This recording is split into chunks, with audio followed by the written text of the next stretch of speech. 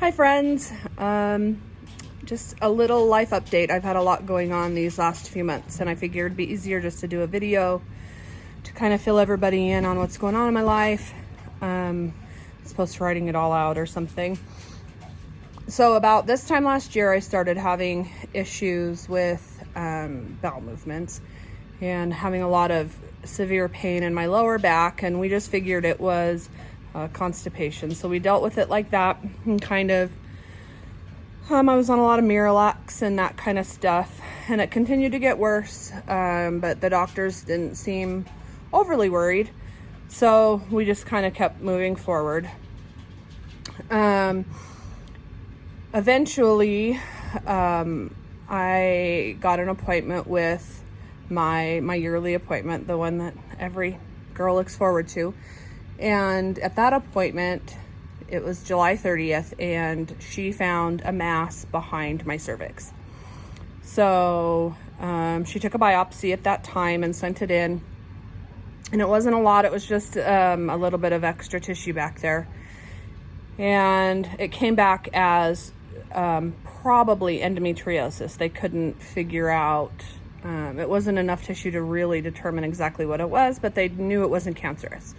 So at this point, I mentioned to my doctor the issues I was having in my lower back and with my bowel movements, and it was determined that it was probably connected. So I then went in August for a colonoscopy and an endoscopy, and it was discovered there were some areas of inflammation in my colon, but nothing severe. They took some biopsies. It just came back as inflamed tissue. But the doctor was concerned that there was some pretty severe narrowing in my rectum. So then sent me for an MRI.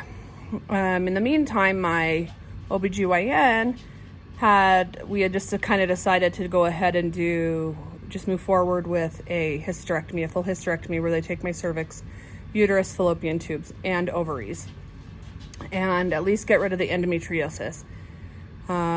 Of course, insurance, the lovely beast that it is, denied my MRI for the first couple of times. And so I was supposed to have my hysterectomy on the 1st of October, and she was hoping to see the MRI before then. And I just remember having a really bad feeling about it, just that something wasn't right. And I was really nervous about that first surgery date.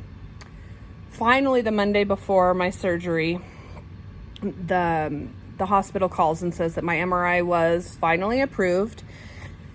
And so I went in Tuesday for that, and it was a mess. They had to stick me like 7 times just to get the IV going, because I needed to have they wanted me to do contrast. It needed to be an MRI with contrast. So they finally ended up starting an IV in my foot, because it was the only place they could get it going. So we did all of that, and luckily the results came back Wednesday. My surgery was supposed to be Thursday. So I made sure that Dr. Smothers, the doctor who was going to be doing my hysterectomy, would be getting that information on Wednesday to make sure she was making an intelligent and informed decision in regard to my surgery. So I go in Wednesday for my pre-op appointment, and she says it was far more severe than she thought, and had actually begun to encapsulate my colon, and there was a mass in there that they were concerned about, and that it was just a little too severe for her. So then she sent me to a specialist, an oncology specialist down in Denver with Swedish Hospital. So we got all that lined up, and on October 20th, Chris and I drove down to Denver, and we had several appointments that day at Swedish Medical Hospital or Medical Center, and then also with Dr. Staley, who was the gynecologist who did my hysterectomy, and then a doctor named Dr. Bennett, who is a colorectal surgeon. And did all of that, showed up the next day. They actually had to open the hospital early for me. They had staff come in. I was there at 4:30 in the morning on the 21st, and my surgery, they wheeled me back at 6. I was there till about noon.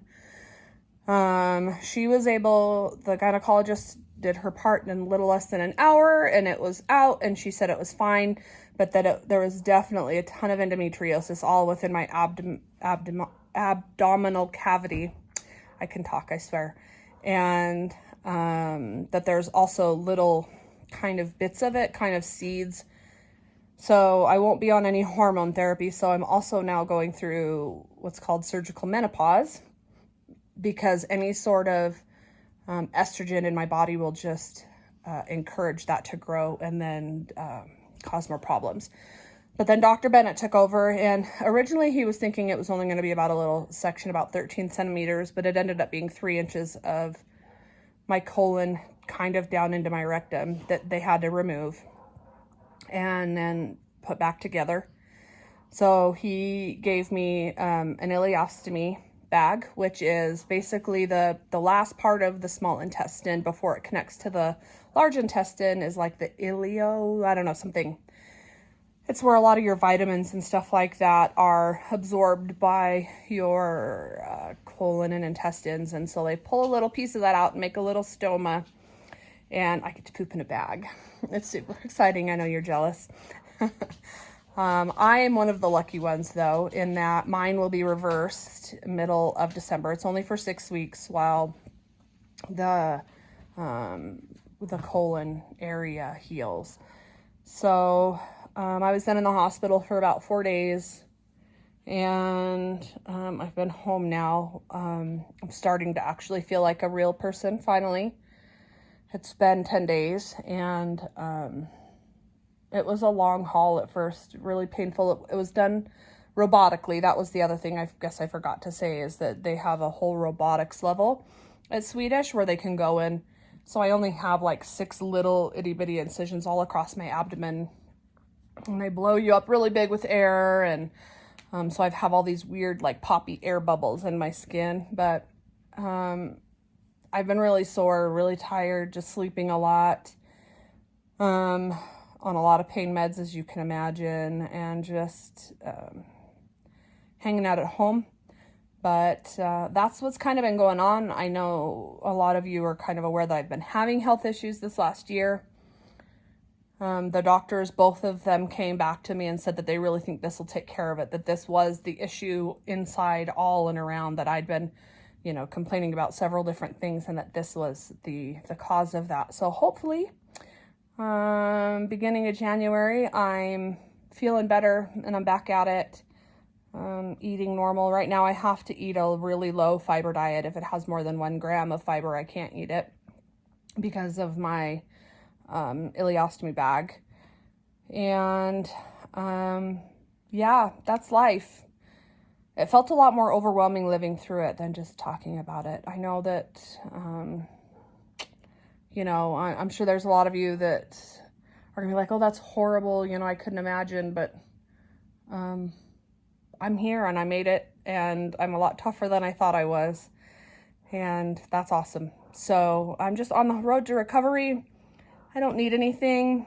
My family's been really great about just kind of cleaning and cooking, and my kids are super helpful. They're 19 and 15, so they can pretty much take care of themselves, and Chris has been cooking every night and doing all the cleaning, so really I'm pretty well taken care of. I'm gonna go back super duper part-time on Monday and see how that goes, and just kind of coast to the end of the year until I can really get my feet back underneath me and start being me again and doing the things that I love to do and that really give me joy and passion. So I hope you all are doing well. I hope you're having a wonderful Halloween. It's one of my favorite holidays. We're not really celebrating this year. I can't eat much candy, but I love you all, and I hope you're taking care of yourselves. And I hope this is a lesson that if something's wrong and something's wrong, don't give up. If you just know there's something wrong and you don't know what it is, keep looking, keep searching for those answers, because you'll figure it out eventually. And when you do, it'll be worth it. it'll be so worth it. So I love you all. Mwah. Bye.